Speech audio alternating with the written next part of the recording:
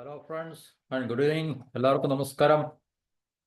നമ്മളുടെ രാജ്യം അങ്ങനെ തീവ്രവാദ ഹബ്ബായ അല്ലെങ്കിൽ തീവ്രവാദത്തിന്റെ ഹെഡ്ക്വാർട്ടേഴ്സ് എന്ന് വിളിക്കപ്പെടാവുന്ന പാകിസ്ഥാന്റെ നേർക്ക് വളരെ ശക്തമായിട്ടുള്ള ഒരു ആക്രമണം നമ്മൾ നടത്തുകയുണ്ടായി.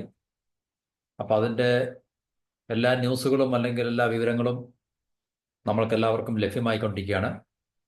അപ്പം അതിനെക്കുറിച്ച് ചില വശങ്ങളിൽ നിന്ന് ചില തെറ്റായ ഇൻഫർമേഷൻ അല്ലെങ്കിൽ തെറ്റായ ന്യൂസുകളൊക്കെ നമുക്ക് കൃത്യമല്ലാത്ത അല്ലെങ്കിൽ ഇതുവരെ കൺഫേംഡ് അല്ലാത്ത വിവരങ്ങൾ, കാരണം ഇന്ത്യയുടെ പിന്നെ പല വിമാനങ്ങൾ പാകിസ്ഥാൻ അടിച്ചിട്ടു എന്നുള്ള രീതിയിലൊക്കെ പുറത്തുള്ള പത്രമാധ്യമങ്ങളൊക്കെ തന്നെ അതിനെ ശരിവെക്കുന്നുണ്ട് അല്ലെങ്കിൽ അതിൽ സംശയം പ്രകടിപ്പിക്കുന്നുണ്ട്. അപ്പം അതിൽ ഇപ്പം നമുക്ക് പൊതുവെ ഇന്ത്യക്കെതിരെ നിൽക്കുന്ന ഈ വെസ്റ്റേൺ പടിഞ്ഞാറൻ പാശ്ചാത്യ മീഡിയാസ്, ന്യൂയോർക്ക് ടൈംസ് അല്ലെങ്കിൽ വാഷിങ്ടൺ പോസ്റ്റ്, BBC ഇതുപോലുള്ള മീഡിയാസിലെല്ലാം തന്നെ, അവരുടെ പ്രിന്റ് ഇലക്ട്രോണിക് മീഡിയാസിലെല്ലാം തന്നെ പാകിസ്ഥാൻ പറഞ്ഞു എന്നും പറഞ്ഞിട്ട് അല്ലെങ്കിൽ പാകിസ്ഥാൻ അവകാശപ്പെടുന്നു എന്നും പറഞ്ഞിട്ട് ഇതുപോലുള്ള ചില വാർത്തകൾ വരുന്നുണ്ട്. അപ്പോൾ അത് നമ്മളുടെ ഇന്ത്യൻ മുഖ്യധാരാ മാധ്യമങ്ങളിലോ അല്ലെങ്കിൽ ഗവൺമെൻറ്റിൻ്റെ ഭാഗത്തുനിന്ന് ഇതുവരെ അതിനെക്കുറിച്ചുള്ള കൺഫർമേഷൻ ഒന്നും നമുക്ക് ലഭിച്ചിട്ടില്ല. ഓക്കെ, അതിനെക്കുറിച്ച് നമ്മൾ പിന്നെ ആശങ്കപ്പെടേണ്ട ആവശ്യമൊന്നുമില്ല. യുദ്ധമാകുമ്പോൾ തീർച്ചയായിട്ടും നമ്മുടെ ലക്ഷ്യങ്ങൾ നമ്മൾ നേടിയെടുത്തു എന്നുള്ളതാണ് നമുക്ക് ഏറ്റവും പ്രധാനപ്പെട്ട ഒരു കാര്യം. പിന്നെ കാഷ്വാലിറ്റീസ് ഉണ്ടാകും തീർച്ചയായിട്ടും. നമ്മൾ ഇപ്പം എത്ര വലിയ ശക്തിയായാലും, ഇപ്പോൾ ഉദാഹരണത്തിന് ഇസ്രായേൽ ഗാസയിൽ നടത്തുന്ന ഇപ്പോൾ ഹൂത്തികൾക്കെതിരെയും അല്ലെങ്കിൽ ഹമാസിനെതിരെയും ഹിസ്ബുള്ളക്കെതിരെയൊക്കെ നടത്തുന്ന യുദ്ധങ്ങൾ, അപ്പോൾ തീർച്ചയായിട്ടും ഇസ്രായേലിലും ഒത്തിരി മിസൈലുകൾ ഇല്ല. ഇസ്രായേലിലെ പിന്നെ എയർപോർട്ടുകളിലും അല്ലെങ്കിൽ മറ്റ് തന്ത്രപ്രദമായിട്ടുള്ള സ്ഥലങ്ങളിലെല്ലാം തന്നെ ഒത്തിരി മിസൈലുകൾ ഹൂത്തീസും ഹിസ്ബുള്ള അല്ലെങ്കിൽ ഹമാസും ഒക്കെ തന്നെ വിക്ഷേപിക്കുന്നുണ്ട്. അപ്പോൾ ഒത്തിരി ഡാമേജ് ഇസ്രായേലിലും പറ്റുന്നുണ്ട്. അപ്പോൾ അതിനകത്തിൽ ഡാമേജ് പറ്റത്തില്ല എന്നുള്ളതല്ല, പക്ഷേ അൾട്ടിമേറ്റ് വിക്ടറി, അവസാനമായിട്ടുള്ള ജയം അല്ലെങ്കിൽ ഗെയിൻ, നേട്ടം എന്താണെന്നുള്ളതാണ് അതിൻ്റെ ഏറ്റവും പ്രധാനപ്പെട്ട ഒരു വിഷയം. ഇപ്പോൾ അമേരിക്കയ്ക്ക് പോലും ഈ പറഞ്ഞ ഹൂത്തികൾ അല്ലെ അമേരിക്കയുടെ നേവൽ ഷിപ്പിനെതിരെയും അല്ലെങ്കിൽ അതുപോലുള്ള ടാർഗറ്റ്സിനെതിരെയൊക്കെ തന്നെ ഒത്തിരി ആക്രമണങ്ങൾ നടത്തുന്നുണ്ട്. കുറേയൊക്കെ ഫലപ്രദമായിട്ട് അവർക്ക് തടയാനും പ്രതിരോധിക്കാനും ഡിഫെൻഡ് ചെയ്യാൻ സഹായിക്കുന്നുണ്ട്. ബാക്കിയൊക്കെ തന്നെ അവർക്കത് നേരിടേണ്ടി വരുന്നുണ്ട്. അപ്പോൾ തീർച്ചയായിട്ടും യുദ്ധമാകുമ്പോൾ തീർച്ചയായിട്ടും ഒരു വശത്തിന് മാത്രമല്ല ഗെയിൻ ഉണ്ടാകുന്നത്. തീർച്ചയായിട്ടും ഈ ഇരുപക്ഷങ്ങൾക്കും പലതരത്തിലുള്ള നാശനഷ്ടങ്ങൾ ഉണ്ടാകും. അപ്പോൾ അതിൻ്റെ ഒരു യുദ്ധത്തിൻ്റെ ഒരു റിയൽ അല്ലെങ്കിൽ ഒരു എന്താ പറയുക, അതൊരു റിയാലിറ്റിയാണ് ശരിക്കും പറഞ്ഞു കഴിഞ്ഞാൽ. എത്ര വലിയ ശക്തിയാണെന്ന് പറഞ്ഞു കഴിഞ്ഞാൽ ശരി, തീർച്ചയായിട്ടും തിരിച്ചടികളുണ്ടാകും, നഷ്ടങ്ങളുണ്ടാകും. പക്ഷേ അൾട്ടിമേറ്റ് വിക്ടറി അല്ലെങ്കിൽ അവസാന നമുക്ക് ആ ജയം എന്താണോ, അല്ലെങ്കിൽ നമ്മളെപ്പോലുള്ള രാജ്യം അതിനകത്തിൽ ഏർപ്പെടുമ്പോൾ നമുക്ക് അതിൻ്റെ ലക്ഷ്യം നേടിയെടുക്കാൻ സാധിച്ചോ ഇല്ലയോ എന്നുള്ളതാണ് അതിൽ ഏറ്റവും പ്രധാനപ്പെട്ട കാര്യം. ഓക്കെ, നമ്മുടെ വീഡിയോയുടെ ടോപ്പിക് എന്ന് പറഞ്ഞു കഴിഞ്ഞാൽ ശരിക്കും പാകിസ്ഥാൻ ഇന്ന് കിട്ടിയ ഒരു പ്രഹരം കൂടെ കണക്കിലെടുക്കുമ്പോൾ കഴിഞ്ഞ 1.5 വർഷത്തിനിടയ്ക്ക് 3 രാജ്യങ്ങളാണ് പാകിസ്ഥാന്റെ ഉള്ളിൽ ഈ അക്രമങ്ങളല്ല, എന്താ പറയുക, അറ്റാക്കുകൾ നടത്തിയിട്ടുള്ളത്. ആദ്യത്തെ പ്രഹരങ്ങളിൽ 2024 ജാനുവരി 16 ഇറാന്റെ വകയാണ്. അത് നമുക്കറിയാം, ഓർമ്മയുണ്ടായിരിക്കും. അപ്പോൾ ഇറാന് പിന്നാലെ അഫ്ഗാനിസ്ഥാനും ഇപ്പോൾ ഇന്ത്യയും പാകിസ്ഥാന്റെ ഉള്ളിൽ ഈ പറഞ്ഞ അറ്റാക്കുകൾ നടത്തിയിട്ടുണ്ട് എന്നുള്ളതാണ് നമുക്ക് ആക്രമണങ്ങൾ മനസ്സിലായല്ലോ പാകിസ്ഥാന്റെ മണ്ണിൽ. അപ്പോൾ ഇത് എന്തുകൊണ്ടാണെന്ന് ചോദിച്ചു കഴിഞ്ഞാൽ പാകിസ്ഥാന്റെ കയ്യിലിരിപ്പ് കൊണ്ടാണെന്നുള്ള കാര്യം നമുക്ക് നല്ല കൃത്യമായിട്ട് അറിയാം. കാരണം ലോകത്തിലുള്ള എല്ലാ തീവ്രവാദ സംഘടനകളെയും പ്രോത്സാഹിപ്പിക്കുകയും ഈ പറഞ്ഞ രാജ്യങ്ങളിൽ ഒക്കെ അസ്വസ്ഥമായിട്ടുള്ള ഒരു അവസ്ഥകൾ ഉണ്ടാക്കി വെക്കുകയൊക്കെ ചെയ്യുന്നതിൻ്റെ അടിസ്ഥാനത്തിലാണ് ഈ പറഞ്ഞ ഇറാനായാലും അഫ്ഗാനിസ്ഥാനായാലും ഇന്ത്യ, നമുക്കറിയാമല്ലോ എത്ര നാളുകൊണ്ട് നമ്മൾ സഹിച്ചുകൊണ്ടിരിക്കുന്ന ഒരു കാര്യമാണ് പാകിസ്ഥാനെ അല്ലെങ്കിൽ പാകിസ്ഥാൻ എന്നുള്ള തീവ്രവാദ പ്രവർത്തനങ്ങൾ. അപ്പോൾ ഇനിയെങ്കിലും ഇന്ത്യ കടുത്ത ശക്തമായിട്ടുള്ളൊരു നിലപാടെടുത്തില്ലെങ്കിൽ തീർച്ചയായിട്ടും പാകിസ്ഥാനെ ഒരു ലോങ് ടേമിലേക്ക് ഒരു പാഠം പഠിപ്പിക്കുന്ന രീതിയിൽ നമ്മൾ അതിന് ശക്തമായിട്ടുള്ളൊരു തിരിച്ചടി കൊടുക്കാതിരുന്നു കഴിഞ്ഞാൽ തീർച്ചയായിട്ടും ഇനിയും പാകിസ്ഥാന്റെ ഭാഗത്തു നിന്നും അവർ തീറ്റിപ്പോറ്റുന്ന തീവ്രവാദ ഗ്രൂപ്പുകളായിട്ടുള്ള ലഷ്കർ ഇ തൈബ, ജെയ്ഷ് ഇ മുഹമ്മദ് എന്നൊക്കെ പറയുന്ന തീവ്രവാദ സംഘടനകളുടെ ഭാഗത്തുനിന്നും തീർച്ചയായിട്ടും ഇന്ത്യക്ക് ഇനിയും ഇതുപോലുള്ള ആക്രമണങ്ങളും ഒക്കെ തന്നെ നമുക്ക് നേരിടേണ്ടി വരും.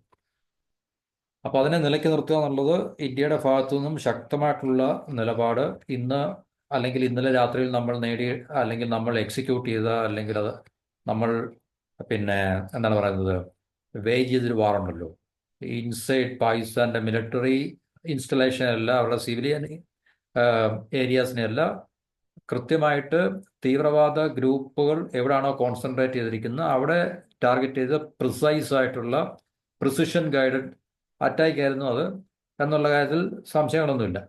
അപ്പം അത് നമ്മുടെ ഗവൺമെന്റ് തന്നെ പറയുന്നുണ്ട് എസ്കലേറ്ററി അല്ല, കാരണം ഒരിക്കലും സിവിലിയൻസിനെ ടാർഗറ്റ് ചെയ്തിട്ടില്ല, അവരുടെ മിലിറ്ററി ഇൻസ്റ്റലേഷൻസ് അല്ലെങ്കിൽ മിലിറ്ററി അസറ്റ്സിനെ ഒന്നും ടാർഗറ്റ് ചെയ്തിട്ടില്ല. അപ്പോൾ തീർച്ചയായിട്ടും പാകിസ്ഥാന് തിരിച്ചടിക്കാൻ ഉള്ളൊരു എന്താണ് പറയുക ജസ്റ്റിഫിക്കേഷൻ അവിടെ നഷ്ടപ്പെടുകയാണ് ഉണ്ടാകുന്നത്. ശരിക്കും പറഞ്ഞാൽ നമ്മളിപ്പോൾ അവരുടെ സിവിലിയൻസിനെയോ അല്ലെങ്കിൽ അവരുടെ പട്ടാളവുമായി ബന്ധപ്പെട്ട ഏതെങ്കിലും ഇൻസ്റ്റലേഷനെയോ അസറ്റൊക്കെ തന്നെ അവരുടെ ഇപ്പം പട്ടാള ക്യാമ്പിനെയോ അല്ലെങ്കിൽ അവരുടെ എയർപോർട്ടിനെയോ അങ്ങനെയൊക്കെ നമ്മൾ ടാർഗറ്റ് ചെയ്യുകയാണെങ്കിൽ തീർച്ചയായും പാകിസ്ഥാന് റിട്ടാലിയേഷനുള്ളൊരു ജസ്റ്റിഫിക്കേഷൻ ഉണ്ട്. ഇപ്പോൾ അവിടെ പാകിസ്ഥാൻ റിട്ടാലിയേറ്റ് ചെയ്യാനുള്ള യാതൊരു ജസ്റ്റിഫിക്കേഷൻ ഇല്ല.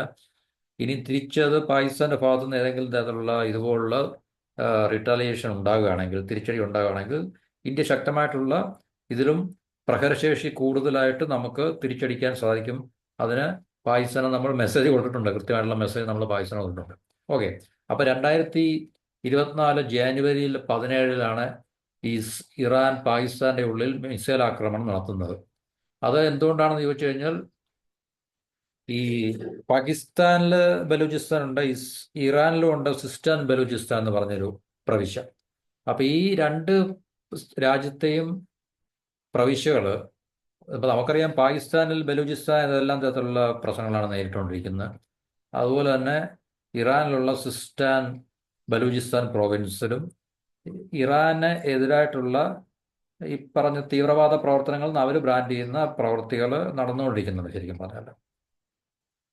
അപ്പൊ അത് ഇറാൻ പറയുന്നത് പാകിസ്ഥാന്റെ മണ്ണിൽ നിന്നാണ് ഈ പറഞ്ഞ ബലൂജ് തീവ്രവാദികൾ ഇറാനെ ലക്ഷ്യം വെക്കുന്നതെന്നും പാകിസ്ഥാൻ തിരിച്ചും അങ്ങനെയുള്ള ക്ലെയിം അവർ അല്ലെങ്കിൽ അവകാശവാദം ഉന്നയിക്കുന്നുണ്ട്. അപ്പോൾ അവർ പരസ്പരം അങ്ങോട്ടും ഇങ്ങോട്ടും മിസൈൽ വിട്ട് കളിച്ചിട്ട് അത് പെട്ടെന്ന് തന്നെ ആ ഒരു സംഭവം തണുത്തു. രണ്ടുപേരും പിന്നെ അത് അവിടെ കൊണ്ട് നിർത്തി വലിയൊരു യുദ്ധത്തിലേക്ക് അല്ലെങ്കിൽ ഒരു അല്പം കൂടെ അതിനെ എസ്കലേറ്റ് ചെയ്യുന്ന രീതിയിലേക്ക് ഒരു അവസ്ഥയിലേക്ക് പോയില്ല. പെട്ടെന്ന് തന്നെ അത് കോർഡിനേറ്റ് ചെയ്ത് ഡീ എസ്കലേറ്റ് ചെയ്തു എന്നുള്ളതാണ് നമുക്കറിയാൻ അതിന് സാധിച്ചത്.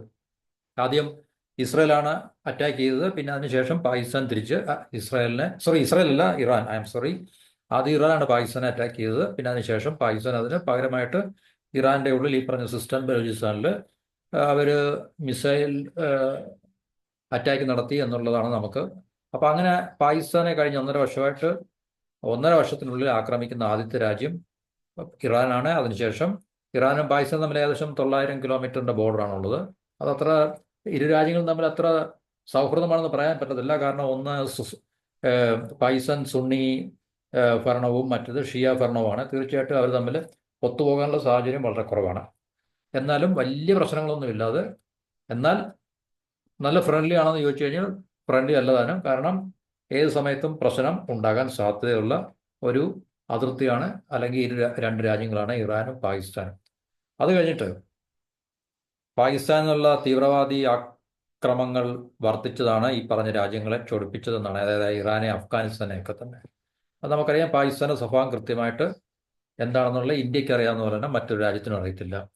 അപ്പൊ ഇന്ത്യയാണ് ലോകത്ത് ശരിക്കും പറഞ്ഞ തീവ്രവാദ പ്രവർത്തനങ്ങൾ നേരിട്ട് ആദ്യത്തെ രാജ്യവും അത് സ്ഥിരമായി നേരിട്ടുകൊണ്ടിരിക്കുന്ന ഒരു രാജ്യം എന്ന് പറഞ്ഞാൽ മറ്റൊരു രാജ്യവുമല്ല. കാരണം നമ്മൾ 47 സ്വതന്ത്രമായി, അത് കഴിഞ്ഞ് 48 പാകിസ്ഥാൻ നമ്മളെ ആദ്യം ആക്രമിക്കുന്നത്. അന്ന് മുതലേ പാകിസ്ഥാൻ ഈ പറഞ്ഞ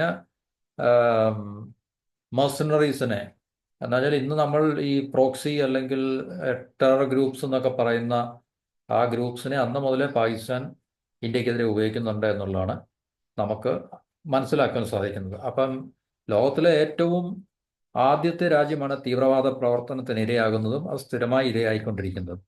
അപ്പം അങ്ങനെയുള്ള ഒരു രാജ്യം ഇനിയും അത് നമ്മൾ സഹിച്ച് ടോളറേറ്റ് ചെയ്ത് പഴയ പോലെ നമ്മൾ ലിമിറ്റഡ് ആയിട്ടുള്ള സർജിക്കൽ സ്ട്രൈക്കൊക്കെ വെച്ചുകൊണ്ടിരുന്നു കഴിഞ്ഞാൽ തീർച്ചയായിട്ടും അത് നമുക്ക് വലിയ നാശനഷ്ടങ്ങൾ ഉണ്ടാകും. പാകിസ്ഥാൻ തീർച്ചയായിട്ടും ഇത് കൊന്നുകൊണ്ടിരിക്കും. നമ്മളെ എപ്പോഴും അവന്മാർ ഈ മുൾമുനയിൽ നിർത്തിക്കൊണ്ടിരിക്കും. നമുക്കൊരു രീതിയിലും നമ്മുടെ രാജ്യത്തെ സ്വസ്ഥമായിട്ട് മുന്നോട്ട് കൊണ്ടുപോകാൻ നമുക്ക് സാധിക്കത്തില്ല എന്നുള്ളതാണ് നമുക്കിത് മനസ്സിലാക്കാൻ സാധിക്കുന്നത്. അപ്പോൾ 2024 ജനുവരി 16 ഇറാൻ ആദ്യമായി 16 അല്ലെങ്കിൽ 17 തങ്ങളുടെ ഈ പറഞ്ഞ പൗരന്മാർക്ക് നേരെ, സൈനികർക്ക് നേരെ ബലൂജി സുന്നി തീവ്രവാദ സംഘടന ജെയ്ഷ് ഉൽ അദിൽ, അതിവിടെ പറയുന്നുണ്ട്, ജെയ്ഷ് ഉൽ അദിൽ. അത് ബലൂജി ജെയ്ഷ് അൽ അദിൽ എന്നാണ് ഇവിടെ പറഞ്ഞിരിക്കുന്നത്. ജെയ്ഷ് എന്താ പറയുന്നത്, ജെയ്ഷ് ഉൽ അല്ല, അല്ലാണ് ശരിക്കും പറഞ്ഞത്. അപ്പൊ അതൊരു പിന്നെ ബലൂജി പ്രൊവിൻസിലുള്ള, പാകിസ്ഥാന്റെ ബലൂജി പ്രൊവിൻസിലുള്ള ആ ഒരു ജെയ്ഷ് ഉൽ അദിലിന്റെ തീവ്രവാദ ഗ്രൂപ്പിനെയാണ് ഇറാൻ ടാർഗറ്റ് ചെയ്തത്. അപ്പൊ ഇറാന്റെ സെക്യൂരിറ്റി ഫോഴ്സസിനും അതുപോലെ തന്നെ സിവിലിയൻസിനും ഒക്കെ എതിരെ ഈ പറഞ്ഞ തീവ്രവാദ ഗ്രൂപ്പ് അല്ലെങ്കിൽ തീവ്രവാദ സംഘടന തുടർച്ചയായി അക്രമങ്ങൾ നടത്തുന്നുണ്ട് എന്ന് ഉള്ള ആ ഒരു പിന്നെ കംപ്ലൈന്റ് അല്ലെങ്കിൽ ആ ഒരു അതിന്റെ അടിസ്ഥാനത്തിലാണ് ഇറാൻ ഈ പറഞ്ഞ പാകിസ്ഥാന്റെ ബലൂചിസ്ഥാനിൽ ഈ മിസൈൽ ആക്രമണം നടത്തി ഈ പറഞ്ഞ തീവ്രവാദ സംഘടനയുടെ നമ്മൾ ഇന്നലെ നടത്തിയ പോലുള്ള അവരുടെ ഹബ് അല്ലെങ്കിൽ സ്പോട്ടിനെ ടാർഗറ്റ് ചെയ്താണ് ഇറാൻ നടത്തിയ ആക്രമണം എന്ന് പറയുന്നത്. ബലൂചിസ്ഥാൻ പ്രവിശ്യയിലായിരുന്നു ഈ പറഞ്ഞ വ്യോമാക്രമണം. മധ്യദൂര മിസൈലുകളും ഡ്രോണുകളും അടക്കം പാതിരാത്രിയിലെ ആക്രമണത്തിന് ഉപയോഗിച്ചു. എല്ലാവരും പാതിരാത്രിയിലാണ് ഉപയോഗിക്കുന്നത് ഈ ആക്രമണങ്ങൾ നടത്തുന്നതൊക്കെ. അപ്പം അന്നത്തെ ആ ഒരു അറ്റാക്കിൽ 10 പേര് മരിക്കുകയും നിരവധി കെട്ടിടങ്ങൾ നിലം പൊത്തുകയൊക്കെ ചെയ്തിരുന്നു. അത് ഇവർ ഈ തീവ്രവാദ ഗ്രൂപ്പുകളുടെ ഒളി സങ്കേതങ്ങളും താവളങ്ങളും ഒക്കെ ആയിരിക്കാം. അപ്പോൾ അതിൻ്റെ മറുപടിയായിട്ട് പാകിസ്ഥാൻ ജനുവരി 18 റിട്ടാലിയേഷൻ അല്ലെങ്കിൽ പ്രത്യാക്രമണം നടത്തുകയും അതിൽ 4 കുട്ടികളടക്കം 3 സ്ത്രീകളടക്കം 9 പേര് മരിക്കുകയും ചെയ്തതെന്നാണ് റിപ്പോർട്ടുകൾ പറയുന്നത്. അപ്പോൾ അതാണ് പാകിസ്ഥാന് കഴിഞ്ഞ 1.5 വർഷത്തിൽ കിട്ടുന്ന ആദ്യത്തെ പ്രഹരം. 2024 ജാനുവരിയിലായിരുന്നു. അത് കഴിഞ്ഞ് അഫ്ഗാനിസ്ഥാനോട് നമുക്കറിയാം, ഒരു ഇടയ്ക്കിടയ്ക്ക് പാകിസ്ഥാനും അഫ്ഗാനിസ്ഥാനിലെ താലിബാൻ സൈന്യവും തമ്മിൽ ഏറ്റുമുട്ടാറുണ്ട്. അപ്പം താലിബാൻ അഫ്ഗാനിസ്ഥാനിൽ വന്നപ്പോൾ അതിൽ ഏറ്റവും കൂടുതൽ സന്തോഷിച്ചത് പാകിസ്ഥാനാണ്. കാരണം പാകിസ്ഥാന് അഫ്ഗാനിസ്ഥാന്റെ മുകളിൽ കൂടുതൽ സ്വാധീനവും നിയന്ത്രണവും കിട്ടുമെന്നുള്ളൊരു സന്തോഷം പാകിസ്ഥാൻ ഉണ്ടായിരുന്നു. പക്ഷെ അത് പെട്ടെന്ന് തന്നെ അത് അസ്തമിച്ചു എന്നുള്ളതാണ് യാഥാർത്ഥ്യം. രണ്ടാമത്തെ കാരണം, പാകിസ്ഥാൻ ഈ അമേരിക്ക താലിബാനെതിരെ യുദ്ധം ചെയ്തുകൊണ്ടിരിക്കുമ്പോൾ തന്നെ ഡബിൾ സ്റ്റാൻഡേർഡ്, ഇരട്ടത്താപ്പ് നയം കാണിച്ച രാജ്യമാണ് പാകിസ്ഥാൻ. അത് അമേരിക്കയ്ക്ക് നല്ല കൃത്യമായിട്ട് അറിയുകയും ചെയ്യാം. കാരണം അമേരിക്ക ഒത്തിരി പൈസ കൊടുത്ത് തീവ്രവാദ ഗ്രൂപ്പിനെ അടിച്ചമർത്താനും ഇല്ലായ്മ ചെയ്യാനും ഒക്കെ ഒത്തിരി പൈസ പാകിസ്ഥാന് കൊടുത്തെങ്കിലും അവരെ നമ്മളിൽ ഈ അണ്ടർ ദ ടേബിൾ എന്ന് പറയുന്ന ഒരു അവസ്ഥ, മേശക്കടിയിലൂടെ ഇല്ല ബ്രൈബ് കൊടുക്കുന്ന പോലെ അവരെ ഈ പറഞ്ഞ തീവ്രവാദ ഗ്രൂപ്പിനെ എല്ലാം പ്രൊമോട്ട് ചെയ്യുകയാണ് ശരിക്കും പറഞ്ഞത് ആരെ, പാകിസ്ഥാൻ. പക്ഷെ രണ്ടാമത്തെ താലിബാൻ ഭരണം അഫ്ഗാനിസ്ഥാനിൽ വന്നപ്പോൾ പാകിസ്ഥാനിലുള്ള നിലപാട് 360 ഡിഗ്രി മാറുകയും അവർ തമ്മിൽ ശത്രുക്കളായി മാറുകയും ചെയ്തു. അഫ്ഗാനിസ്ഥാന്റെ അഭയാർത്ഥികൾക്ക്, കാരണം പാകിസ്ഥാനിൽ ഒത്തിരി അഫ്ഗാൻ അഭയാർത്ഥികളുണ്ട്, അപ്പോൾ അവർക്ക് മേലെ പാകിസ്ഥാൻ നടത്തുന്ന നടപടികൾ, വളരെ ബ്രൂട്ടലായിട്ടുള്ള നടപടികളാണ് ബന്ധം വഷളാകാനുള്ള ഒരു കാരണം. അപ്പോൾ അതിർത്തി കടന്നിട്ട് പാകിസ്ഥാൻ ഈ പറഞ്ഞ ഡുറൻ ലൈൻ ഉണ്ടല്ലോ, അത് ഇപ്പോഴും ഒരു അൺറിസോൾവ്ഡ് ആയിട്ടുള്ളൊരു വിഷയമാണ് പാകിസ്ഥാനും അഫ്ഗാനിസ്ഥാനും തമ്മിൽ. അപ്പോൾ അതിർത്തി കടന്ന അഫ്ഗാനിസ്ഥാനിൽ നിന്നുള്ള തീവ്രവാദികൾ പാകിസ്ഥാന്റെ മണ്ണിൽ നിരന്തര ആക്രമണങ്ങൾ നടത്തിയോണ്ടാണ് ബന്ധം താറുമാറാകുന്നത്. അപ്പോൾ അങ്ങോട്ടും ഇങ്ങോട്ടും എല്ലാം തീവ്രവാദ പ്രവർത്തനങ്ങൾ നടത്തുക എന്നുള്ളതാണ് ഈ രാജ്യങ്ങളിലെയൊക്കെ മുഖ്യ വിനോദം അല്ലെങ്കിൽ ഹോബി എന്ന് പറഞ്ഞു കഴിഞ്ഞാൽ. പാകിസ്ഥാന്റെ ആയാലും അഫ്ഗാനിസ്ഥാൻ ഭരിക്കുന്ന താലിബാൻ ആയാലും ശരി, കാരണം താലിബാനൊക്കെ തന്നെ തീവ്രവാദ ഗ്രൂപ്പാണല്ലോ. അൽ ഖ്വയ്ദ, താലിബാൻ, ഇതൊക്കെയാണല്ലോ ഇതിന്റെ ഏറ്റവും മുന്തിയ ഇനങ്ങൾ എന്ന് പറഞ്ഞു കഴിഞ്ഞാൽ. അപ്പോൾ ഇവരുടെയൊക്കെ ജോലി പ്രധാനമായിട്ടും ഇതൊക്കെ തന്നെയാണ്, തീവ്രവാദ ഗ്രൂപ്പുകളെ ഉണ്ടാക്കുക, അല്ലെങ്കിൽ അവരുടെ പിന്നെ പ്രോക്സീസ് എന്ന് പറയുന്ന ഈ പറഞ്ഞ ഗ്രൂപ്പുകളെ അത് അവരെ ഏത് രാജ്യത്തെയാണോ ടാർഗറ്റ് ചെയ്യുന്നത്, അതിപ്പം മറ്റൊരു മുസ്ലിം രാജ്യമായാലും ശരി, സുണ്ണി രാജ്യമായാലും ശരി, ഷിയ രാജ്യമായാലും ശരി, അവർക്ക് ബന്ധം വഷളാകുക അല്ലെങ്കിൽ ഏതെങ്കിലും തരത്തിലുള്ള പ്രശ്നങ്ങൾ ഉണ്ടാകുകയാണെങ്കിൽ ഈ തീവ്രവാദ ഗ്രൂപ്പുകളെ അങ്ങോട്ടും ഇങ്ങോട്ടും പ്രൊമോട്ട് ചെയ്ത് ആ രാജ്യത്ത് പരസ്പരം തമ്മിലടിക്കുക അല്ലെങ്കിൽ തമ്മിലടിപ്പിക്കുക, ഇങ്ങനെയൊക്കെ തന്നെയാണ് പാകിസ്ഥാന്റെ, അഫ്ഗാനിസ്ഥാൻ, ഈ പറഞ്ഞ താലിബാന്റെയും ഒക്കെ തന്നെ ജിയോ പൊളിറ്റിക്കലായിട്ടുള്ള ചില കളികൾ എന്ന് പറഞ്ഞു കഴിഞ്ഞാൽ. അതിൽ ഏറ്റവും മാസ്റ്റർ മൈൻഡ് എന്ന് പറഞ്ഞാൽ പാകിസ്ഥാനും പാകിസ്ഥാന്റെ ആർമി ISI ആണ്. പക്ഷെ ഇപ്പോൾ തൽക്കാലം നമുക്ക് ഇന്ത്യ കൊടുത്ത ഒരു ശക്തമായ പ്രഹരം പാകിസ്ഥാന് നല്ല കൃത്യമായിട്ടുള്ള തിരിച്ചടി ഉണ്ടായി എന്നുള്ളതാണ് നമുക്ക് കിട്ടുന്ന വിവരങ്ങൾ. അപ്പം ഇതാണ് പാകിസ്ഥാനെ സംബന്ധിച്ച്. ഇനിയും പാകിസ്ഥാൻ ഈ സ്വഭാവം നിർത്തിയില്ലെങ്കിൽ നമുക്ക് തീർച്ചയായിട്ടും ഇനി അവർക്ക് ഈ ഇറാനും അഫ്ഗാനിസ്ഥാനും ഇന്ത്യ ഉൾപ്പെടെയുള്ള രാജ്യങ്ങൾ ഇതുപോലെ തന്നെ കൂടുതൽ പ്രഹരം നൽകാനുള്ള സാധ്യതയുണ്ട്. അപ്പോൾ ഇത്രയും പറഞ്ഞാൽ നമുക്ക് വീഡിയോ അവസാനിപ്പിക്കാം. മറ്റൊരു ടോപ്പിക്കുമായിട്ട് അടുത്ത വീഡിയോയിൽ കാണാം. എല്ലാവർക്കും നന്ദി, നമസ്കാരം.